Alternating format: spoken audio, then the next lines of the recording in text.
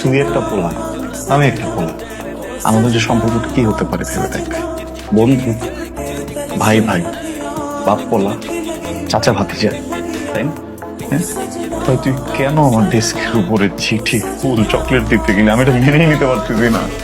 এই ছেলে, নিজের চেহারা কখনো আয়নায় দেখেছো? হ্যাঁ, নিজেকে কি মনে করো তুমি? হ্যাঁ, হাইড্রা ফেসিয়াল করে না, ব্লু ব্লাড করে না, লিপ চেয়ার করে না।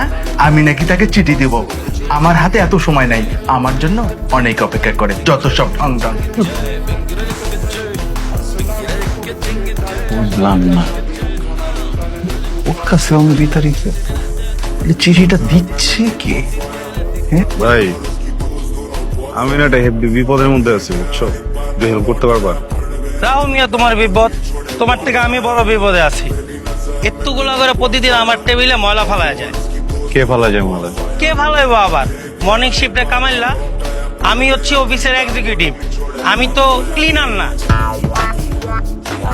ভাই ভাই ধরো মর্নিং শিফটে, হ্যাঁ, তোমার ডেস্কে যে বসে সে যদি একটা চিঠি, একটা ফুল, একটা চকলেট রেখে যায়, ইভিনিং শিফটে কে পাবে?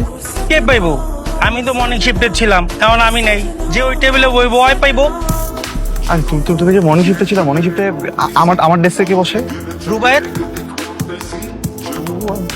ওলা ওলা না ভাইয়া, মাইয়া। এত সুন্দর দেখতে, তুমি দেখলে টাসকি লেগে যাইবা। ঠিক আছে, পরীর মতো দেখতে।